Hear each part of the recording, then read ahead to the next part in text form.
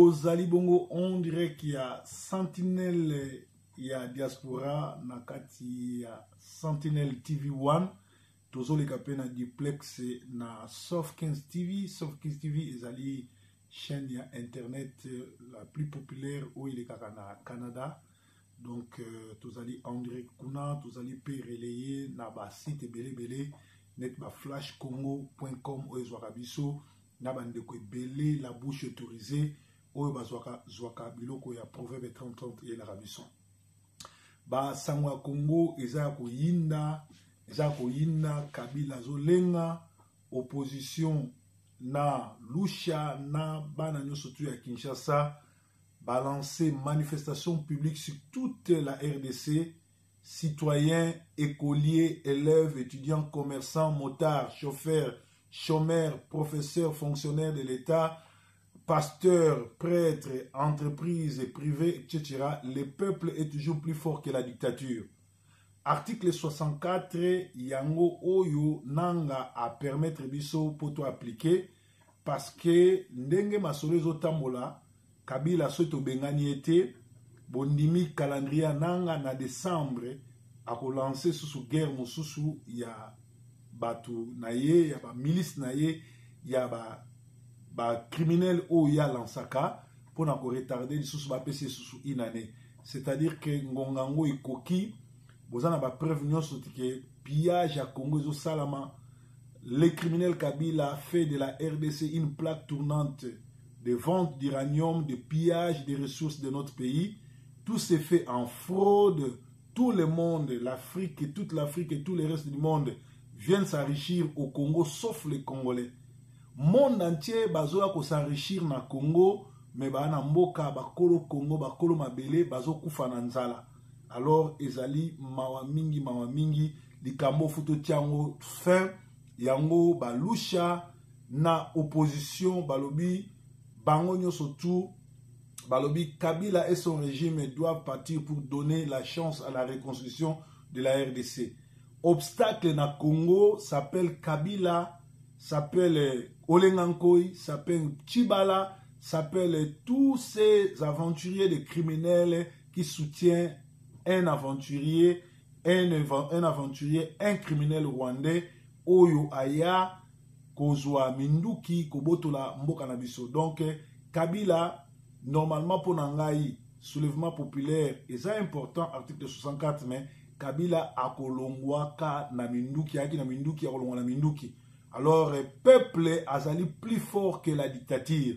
Et tikali biso ba Congolais, to la Kisango, et koza malam to sengi na bana nyon sotu à Congo, na ba koko na biso, na ba leki na biso, na ba na biso, Bobima Ebele le 15 partout bozali na monde le 15 novembre Bobima Ebele. D'ailleurs bana Goma balobi bana Kinshasa soki bobengani Kabila te sika o ba institution ezalaka botika kolela parce que bino moko bolingi eza bongo. Kabila a respecté ba Congolais te, Kabila za na mandat te, Kabila c'est pas un Congolais, a infiltré armée na biso pe a kotisa ba Rwandais na mboka na biso. Bah, les documentaires, ils ont ébélé dans la dirigé et occupé par des Rwandais et Sengeli Tobengana Bango. Donc, ils ont Basango, ils ont alimenté Congo. Alors, Keba, mercredi 15 novembre, Ekoinda, papa, maman, Ndeko, moi, si peu mobali, moi, la classe étudiant, fonctionnaire, chauffeur, coopérant, maman, Azando, P, Basali, Nyonso, il y a Nzambe ya lokutana solo banganga bamiyibi bandoki ba telema po to bengana Kabila mokolo mercredi le 15-11-2017 biso nyonso toko telema na kanda pona kolakisa Kabila ete mbala oyo ekoki pe eleki mingi Kabila akende lokuta na ye esuki. Congo eza ba Congolais eza ba Rwandais te, mwana mboka Congo telema. Alors, ce soir, que Bruno Chibala à la porte de sortie. Jamais un premier ministre n'a été aussi incompétent que Chibala. C'est Mata Tampogno qui fait tout le boulot à sa place. Écrit par le potentiel du 13 novembre 2017. Premier ministre Bruno Tshibala est entendu de pied ferme à la chambre basse du Parlement, non pas pour défendre les projets de budget 2017, mais plutôt pour s'expliquer sur les retards accumulés dans la transmission de ces documents au Parlement. Son interpellation a été levée par la plénière le week-end passé. Sa tête est mise en prix sans doute. Au nom de l'apaisement et de la décryptation politique, Tshibala ne contrôle rien.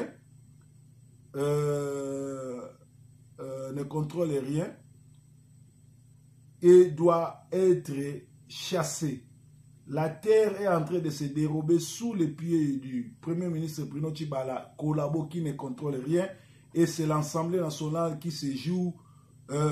qui va jouer l'avenir de celui qui a succédé à Sami Badibanga, un autre Kolabo, de l'avenir Roi Baudouin dans la commune de Gombe. La semaine dernière, l'Assemblée nationale a, après échéance à huis clos, levé l'option sur l'interpellation de Bruno Tshibala en rapport avec les retards qu'il a été transmis. Donc, au dossier où Tshibala a contrôlé au mon côté, il faut ba benganae. Alors, là, ba bengana Tshibala ba olu kasko sani. Bazo kana tout prix basimi sa Félix Tshisekedi tout chez ba pesaye primature pour ba funda qui a échoué pe ba limoger. Alors, Félix Tshisekedi sokoza kolabo ndima na yo ko comme premier ministre Kabila, mais ce qui on comprendre que comme président Congo prochainement, Boya Likamuno surtout peut organiser plateforme na bino rassemblement où tu dis que ba G7 bazana bango ba infiltrer à Kabila, ba yaki pona ko étouffer au qui passe, ba yaki pona ko étouffer opposition peut ba réussir très bien, peut ba larguer bino sous les Rwandais Kamere pour avoir sabino supongi. Kinshasa lobby ba étudiant ya ISTA ba revendica qui ba frais imposés par le ministère de l'enseignement et sous en brisant les vitres, saccager les salles de classe, la police a été sur place tirant à balles réelles. Et comme singa ba étudiant ya ISTA tout ça ba ingénieur ba fabriquer ka minduki ba fabriquer makambe belé ba ko mekape mo ba missile na bango kuna so basangani na ba étudiant campus. Ba ibi élection, ba changer date ya élection, au lieu ba tombo kapo nango parce que problème ezo bloqué bango ba étudier bien té. Ba futa bango ba bourse té pour ba Rwandais ba zwa nationalité congolaise na muyiba pesa bango bourse. Au lieu ba bima ba bengana Kabila bango bazo se soulever likolo ya syllabis. Bazo revendiquer les frais imposés sur le ministère de l'enseignement. Au lieu ba revendiquer sur Kabila ndenge a futa nanga pona koboya ko organiser l'élection et kamusinga ba étudiant ya ISTA ba oyo bazali bongo bato oyo ba ningisaka Mobutu tango akala olie oyo balanda likolo bandeko na bango ya ISTA tango Mobutu oyo Mobutu akangaka bango atindaka bango na armée bango bazo revendiquer na bango likamoko ezanga tina. Or grand problème ezali Kabila na gouvernement na ye ya ba aventurier ba criminel. Voilà donc ezali mawamingi. Kamwina Sampu la Renaissance, na yebisaki bino ke Kabila azali yemoko azali ko jouer na pompier oyo babengaka yemoko pompier mythomane, yemoko azopelisa moto yemoko pompier. Alors tango amoni ke Kamwina Sampu oyo akreaki na côté ya Kasai et permettre ye à glisser to à boya ko organiser l'élection ali ko créer sous Kamwina Sampu mususu pour permettre à tia trouble pour nous distraire batou basa la soulèvement populaire balo bagetoza na état de guerre pe azoluka sikoyo ye na Rubero ba lancer état d'urgence pour en réalité boule na bango suka na bango ezali ko balkaniser mboka oyo ça fait 20 ans bazo ko kate côté à est soki bongo bana ya mai bazalaki te mbembo ke se kenda félicitations à ba congolais ya mai na musali nsobosali nzambe akopambola bino soki ba congolais solo armée na biso bana oyo bazwa formation na kati ya Mobutu na période ya Mobutu bazalaki ba commando ya solo mais basi ba se découdre na Kabila mais tomoni na est ya Congo baza na milice na bango o bazo bunda pona ko batela mboka po Congo itala moko mais na Kinshasa bato bazo langwa bazo bina babosali même ke mboka za occupé parce que ba largué bino ba faux journaliste o ba le kakana ba to komi wapi po ba lalisa bino pongi po ba kosa bino ke mboka ezo kipete et pourtant bango bazo tonga bazo voyager baza na ba passeport diplomatique pe bino batu nyonso boyambaka Eliezer partout boluka un vrai pasteur a délivré bino parce que ça saute aux yeux que Eliezer azali ko ça la partie ya Kabila parce que a voyager na mwasi ya Kabila a critiquer Kabila na temps oyo batu lokola ba Frank Diomi lokola ba Diomi Ndongala bazo ko coupir na prison ye ba kangaka ete ye ba lukaka ba boma me batikala jamais ko kangaye mais a voyager ka pe abimaka na kimia azonga na kimia alors faut la sans esprit bat esprit moke ndenge Alex Ferguson azaki entraîneur à Manchester United azawi sa supporter à City small people with small mentality bato mike na mentalité mike pour comprendre que ndeko wana azali bongo aventurier na Manchester to na Londres na Angleterre vidéo moko ebimi ils ont prouvé que Proverbe 30-30 à Lobaka Solo aza inspiré aza moko ba grand pasteur o nzamba lobela na mboka oyo tango alobaki ke ba pasteur ebele bazot salela gege baza ba sataniste lelo o bango mo ba misi preuve ndenge nini bazo signer contrat na franc-maçon ndenge nini bazo ba kisi po na gege e banda kosalisa bango ba miracle wana ezali kaka na finalité moko ko bena ba dumbongo ko bimana basi ya bato parce que bato wana depuis kala bazana bango na nguya te mais mindele baye ko latsa bango sultana bondoki bapesi bango pouvoir maléfique oyo et Bible zoloba na Matthieu 7 21 à 24 alobi mingi bakosala ba miracle na kombo nanga mais na kobenga na bango po ba miracle wana basalaki ezalaki ya gege bomoni bango bino moko ba mibenga ka pakuru ba mibenga ka ba pasteur nzoka baza ba docteur en sorcellerie bomoni ba sultan balati ba bimisi yango ezana ba YouTube bondi mangai soki bozolanda ba pasteur a bongo ba omema bino na lifelo pe bazoteka kisi pe bondoki na ba am na bino koteka ngo lokola na wenze en tout cas soki boyoki ngate mingi bakokota lola na Bible na ba mingi bakokota lifelo na Bible na maboko vraiment wana toyokani alors basango toujours à Congo bazoyebisa biso ke awa mususu yali que na basango kaka Congo bayebisi biso na yebisa bino ke tozali en direct ya Soft 15 TV esika bolandaka basango nyonso tu ya Congo do basango ya Congo ezoyakisa biso ke MONUSCO mission nango MONUSCO do eza mission ya Nations Unies na Congo eya nango pona kodémembrer RDC mindele tozobunda na Kabila te Kabila za na ye un envoyé mwana bitinda ba vrai bato eza communauté internationale ezali bongo bango bato bafuti ba Rwandais ba criminel baya koboma na place na bango po susi na bango yali baboma ba Congolais ba débambrer Congo c'est-à-dire ba kata Congo mike ndenge bakata Somalie ndenge bakata Soudan mais babosani ki wana ezali volonté na bango volonté ya Nzambe eza bongo te po Congo ezali mboka bilaka Congo ezali peuple ya Nzambe esika ba vrai juif bazali Nzambe ya lola akosukisa bango pe ndenge bayaki na nzela moko bakopakata na nzela sambo attaque contre le pouvoir appelle à la dissolution de la CENI désobéissance civile et transition sans Kabila il faut tout appliquer dès maintenant Congolais partout aux alliés to dissoudre CENI to koko ke na élection te na bapaya mboka eza occupé et se débarrassaka na una bapara bo bengani bapaya bo bengani occupation sima boko kendo sala élection parce que na ngongo yo na yebisa bino ke Kabila koko zo mboa na ye aptie ye candidat à élection nanga ako valoriser ya ko pesa ye ka gagner tout le monde a dit en 2006 Jean-Pierre Bemba gagné Kabila mutazoi pouvoir pour azaki na minduki na 2011 Tshisekedi mutaganyaki Kabila a triché l'élection na 2016 mandat nesili lelo oyo azo nargue biso azo sakana so azo beta dada parce que tout ça sous l'occupation fongeli tobenga na Kabila na occupation na ye ne tokokende bongo na élection ya kimia alors oyo alobi azo opposant oyo nyonso to azo ndima kokende élection na ya nanga na Kabila il a dit que azali kosala partie ya occupation rwandaise ale mbongo pe histoire et ko juger bango tala na ngonga oyo peuple tomboki peuple lingi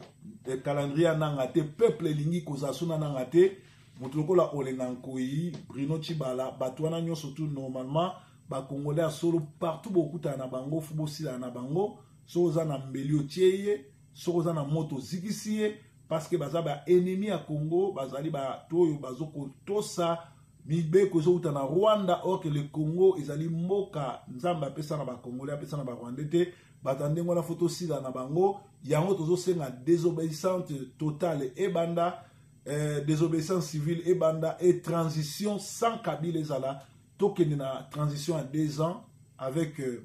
Motomoka société civile comme président ou bien avec un sango comme président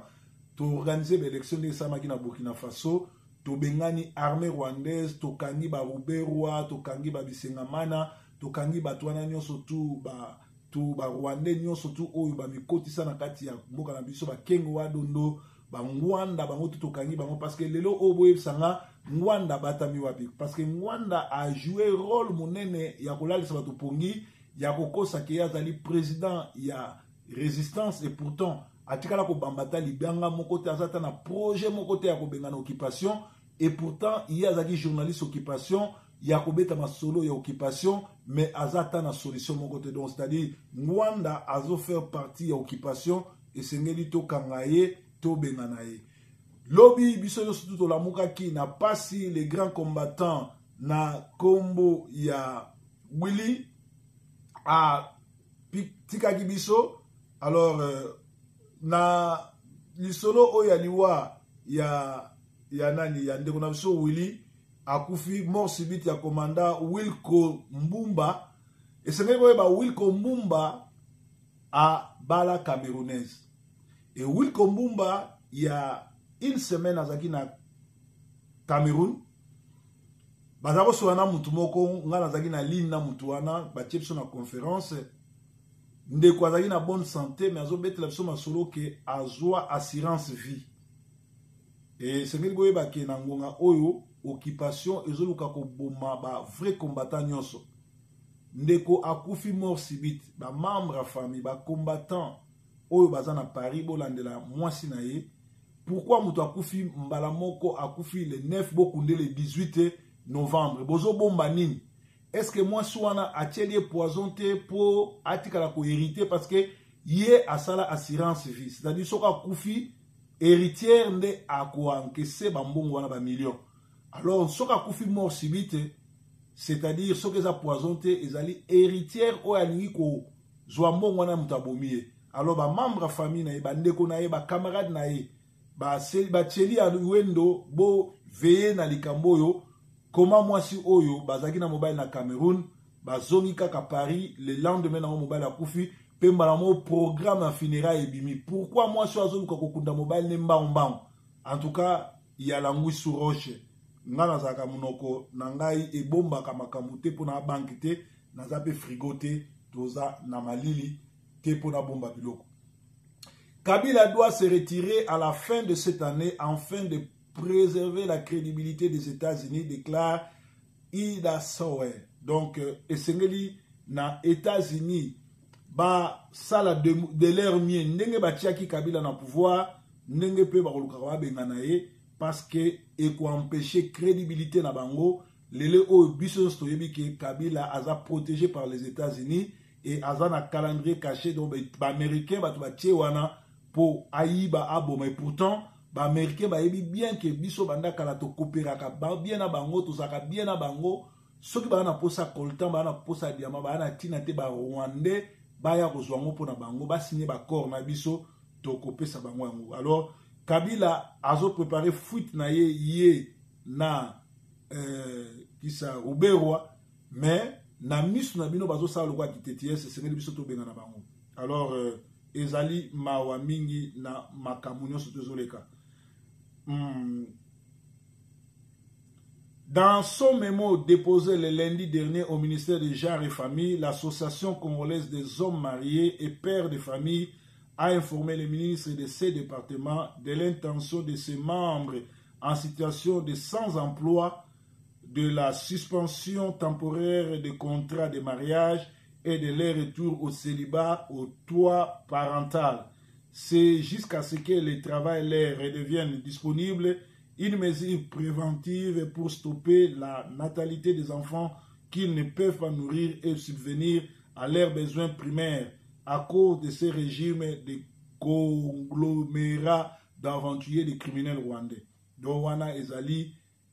message ya to oyo bengi les hommes mariés et pères de famille oyo baza suna misala te. Lisusu nazotanga message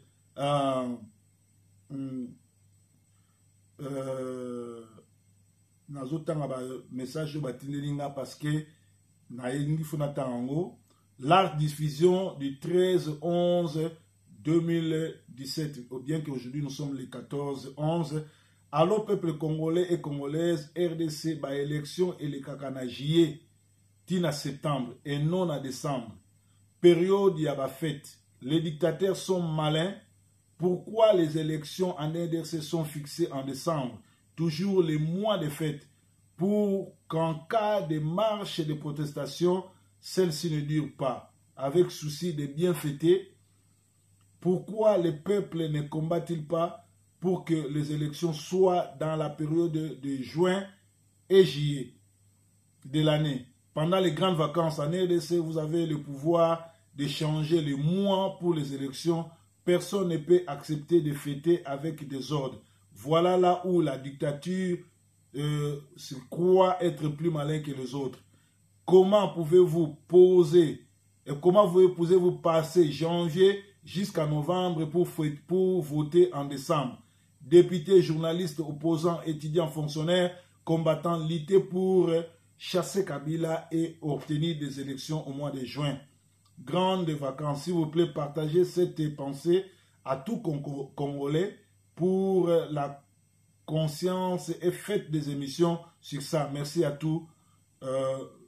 Monsieur Laurent Gauche, ami des pauvres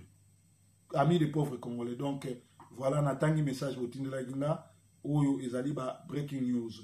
Donc, toloba kiete basangwa Congo esengeli na biso to bengana Kabila na occupation na ye. Après les tours en élection malamu pe peuple congolais balobi le 15, donc mercredi lobby tobima ebele po na ko manifester te mais po na ko bengana Kabila.